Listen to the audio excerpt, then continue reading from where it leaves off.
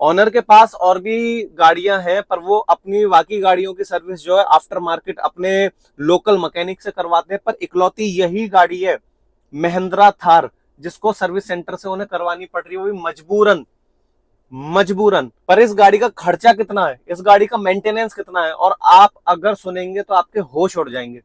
मैं सच्ची बात बोल रहा हूँ, आपके होश उड़ जाएंगे। जिस आपकी ये गाड़ी है, इसकी क्लच प्लेट चेंज हो चुकी है 40-45 हजार किलोमीटर पर ही। तो इसके सेकंड गियर को लेकर प्रॉब्लम आई थी, इसका सेकंड गियर नहीं लगता था।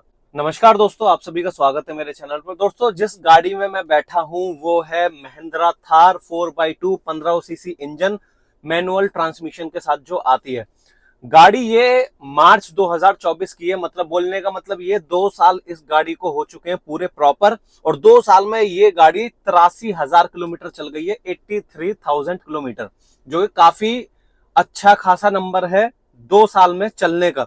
2 साल में 83,000 किलोमीटर बहुत ज्यादा होता है।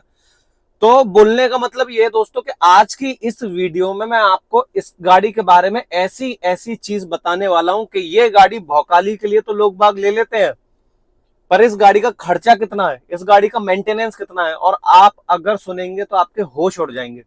मैं सच्ची बात बोल रहा हूं, आपके होश उड़ जाएंगे। जैसे आपकी ये गाड़ी है और इतने प्राइस पॉइंट पर कोई दूसरी गाड़ी आती है, और इन दोनों का मेंटेनेंस अगर आप मिलाओगे तो आप ये बोलोगे कि कितना अंतर है दोनों गाड़ियों में। अगर इसके कंपटीशन में आने वाली या इसके सेगमेंट में आने वाली या इसके प्राइस पॉइंट पर आने वाली जो दूसरी गाड़ी होगी उसके अकॉर्डिंग। तो दोस्तों, बोलने का मतलब ये है कि मैं आज इस गाड़ी का पूरा प्रॉपर ड्राइव रिव्यू देने वाला हूं कि ये गाड़ी कैसी चल रही है, इसमें आज तक कितना खर्चा आया है, और इसमें खर्चा बहुत आया है। आप इसकी सर्विस कॉस्ट बताने वाला हूं मैं आपको, इस गाड़ी में क्या क्या समस्याएं आई हैं, क्योंकि कुछ समस्याएं ऐसी हैं जो इस गाड़ी में बहुत ज्यादा आई हैं। ठीक है, जो एक एक करके मैं आपको सारी चीजें बताने वाला हूं। सबसे पहली चीज तो समस्या की बात करें, अगर मैं बताना चाहता हूं आपको इसके गियर बॉक्स को लेकर। इसके गियर बॉक्स में इसके सेकंड गियर को लेकर प्रॉब्लम आई थी, सेकंड गियर को लेकर। और एक और चीज, जितनी भी इस गाड़ी की सर्विस हुई है ना, वो सारी की सारी सर्विस सेंटर से हुई है। ऑनर के पास और भी गाड़ियां हैं, पर वो अपनी बाकी गाड़ियों की सर्विस जो है आफ्टर मार्केट अपने लोकल मैकेनिक से करवाते हैं। पर इकलौती यही गाड़ी है महिंद्रा थार जिसको सर्विस सेंटर से उन्हें करवानी पड़ रही है, वो भी मजबूरन। मजबूरन। ठीक है, ताकि इसकी जो वारंटी है वो अवॉइड ना हो जाए, क्योंकि जिस हिसाब से इस गाड़ी में जो कमियां आई है ना, उनको मजबूरन इस गाड़ी की सर्विस जो है वो सर्विस सेंटर से ही करवानी पड़ रही है। तो इसके सेकंड गियर को लेकर प्रॉब्लम आई थी, इसका सेकंड गियर नहीं लगता था। सर्विस सेंटर गई गाड़ी, ठीक होकर आई। ठीक है, और भी बहुत सारी कमियां जैसे कि इसको क्लच प्लेट को लेकर, इसकी क्लच प्लेट चेंज हो चुकी है 40-45 हजार किलोमीटर पर ही एक बार। ठीक है, तो क्लच प्लेट को लेकर इसमें प्रॉब्लम आई थी, क्लच प्लेट इसकी बहुत जल्दी क्या बोलते हैं चेंज करवानी पड़ गई। और भी बहुत सारी अलाइनमेंट को लेकर, इसकी रूफ को आप देख सकते हैं, ये हार्ड रूफ वाली जो गाड़ी थी ये वो उनमें से दो तरीके की आती थी, जिसमें आपको पीछे की तरफ आपको क्या बोलते हैं सॉफ्ट रूफ मिलती थी, और ये कि हार्ड वाली मिलती थी, प्लास्टिक वाली।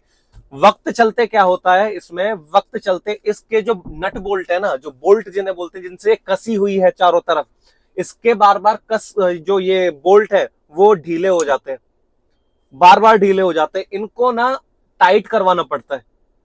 इनको ज्यादातर समझ लो हर दूसरी सर्विस पर इनको टाइट करवाना पड़ता है, ये चलते चलते अपने आप ही ढीले हो जाते हैं। और भी बहुत सारी चीजें जैसे कि मैं बताना चाहता हूं। अभी सबसे पहले शुरुआत करना चाहता हूं इसके, गाड़ी स्टार्ट है, अभी एसी ऑन है। इंजन में ऐसा नहीं है कि वाइब्रेशन बहुत ज्यादा बढ़ गई है, जितनी कंपनी से गाड़ी आई थी नई वैसी ही वाइब्रेशन है अभी तक इसमें, और आवाज भी बिल्कुल वैसी ही है। ठीक है ना, एसी की कूलिंग बहुत अच्छी है, एसी की कूलिंग को लेकर कोई भी शिकायत नहीं है। ठीक है, क्लच की बात करें तो एक तो इसके क्लच जो है वो बहुत लंबा ट्रेवल करना पड़ता है। लंबा ट्रेवल का मतलब बहुत ज्यादा अंदर तक पुश करना पड़ता है। ठीक है, जितनी और गाड़ियां आती हैं उनके अकॉर्डिंगली इसके क्लच को बहुत अंदर तक पुश करना पड़ रहा है, और थोड़ा सा हार्डर साइड है अभी भी। चेंज होने के बाद एक बार पहला गियर लगा लिया है दोस्तों, अभी चलाते हैं इस गाड़ी को। 83,000 किलोमीटर के बाद ये गाड़ी कैसी चल रही है। एक पता है सबसे खराब चीज मुझे इस गाड़ी की क्या लगती है, सबसे ज्यादा खराब, जो कि मैं दिखाना चाहता हूं आपको। ये मुझे गाड़ी नीचे उतारनी पड़ी है, इसका टर्निंग रेडियस। जो लोग भी थार चलाते हैं वो लोग प्लीज मुझे कमेंट करके जरूर बताना कि अगर कहीं वो गाड़ी किसी कॉम्पैक्ट जगह से निकाल रहे हो और अगर इन्हें यूटर्न मतलब कि यूटर्न लेना पड़ रहा हो या वहीं से मोड़नी पड़ रही हो किसी गली में से, तो उन्हें कितनी मशक्कत लगानी पड़ती है। टर्निंग रेडियस इस गाड़ी का बहुत ज्यादा खराब है, बहुत ज्यादा खराब, मतलब बहुत बड़ा एरिया चाहिए इस गाड़ी को क्या बोलते हैं मुड़ने के लिए। गियर बॉक्स की बात करूं दोस्तों मैं, तो गियर बॉक्स इसका जैसे महिंद्रा के आते हैं ना, जैसे पहला दूसरा फिर तीसरा चौथा गियर जब लगाओगे एक हल्का सा एक जर्क जो मिलता है वो बिल्कुल इसमें से फ्री चलते चलते मतलब वो फ्री हो चुका है। अब इसमें कोई जर्क नहीं बचा है, इतना स्मूथ हो गया है ये गियर बॉक्स, तो स्मूथ हो गया नो डाउट, गियर बॉक्स को लेकर कोई प्रॉब्लम नहीं है। अभी सेकंड गियर में काम हुआ था, सेकंड गियर भी अच्छे तरीके से लग रहा है, कोई प्रॉब्लम नहीं है अभी। एक इसमें जो सबसे बड़ी प्रॉब्लम है इस गाड़ी में, महिंद्रा और टाटा के प्रोडक्ट पता है दोस्तों कैसे होते हैं, मैं आपको एक चीज बताना चाहता हूँ। इनके ना मतलब कि मुझे ऐसा लगता है कि एक ना क्या बोलते हैं लकी ड्रॉ जो होता है ना, लकी ड्रॉ की तरह होती है इनकी गाड़ियां। आपके हाथ में अगर अच्छा प्रोडक्ट आ गया तो भाई साहब ऐसा साथ निभाएगा टाटा महिंद्रा का कि आप बोलोगे वाह भाई वाह, इससे बेस्ट कुछ है ही नहीं।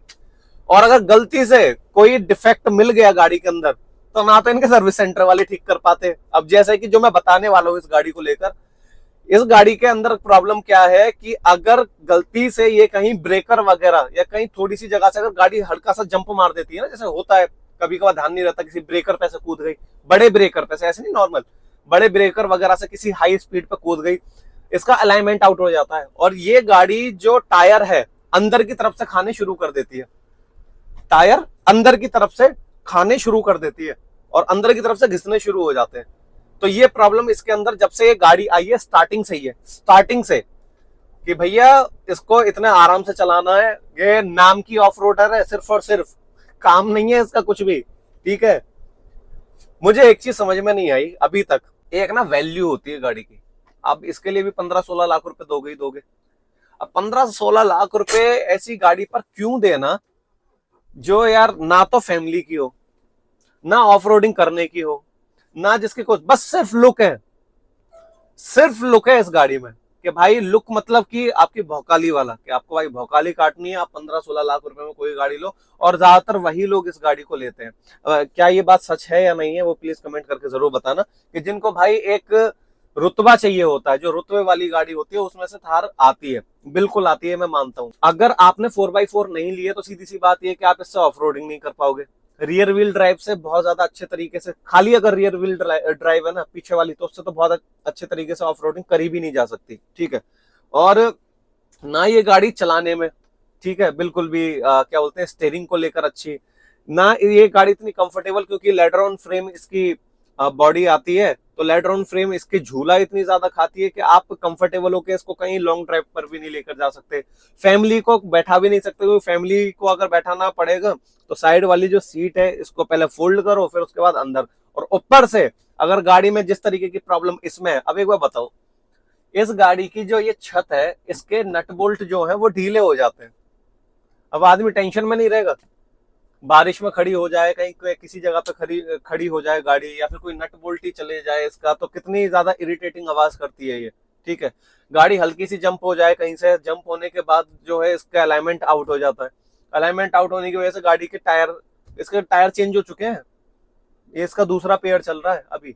ठीक है, और उसके बाद अंदर से घिसे हुए हैं टायर, पीछे वाली जो स्टेपनी का टायर मैं अभी दिखाता हूं आपको, ये आप देख रहे होंगे, ये टायर जो है देख रहे हैं आप अंदर की तरफ से घिसा हुआ है। ठीक है, तो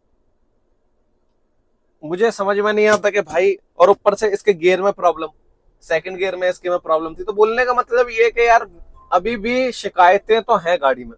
ठीक है, और गाड़ी जितनी वैल्यू ले रही है वो प्रोवाइड नहीं कर पाती अभी।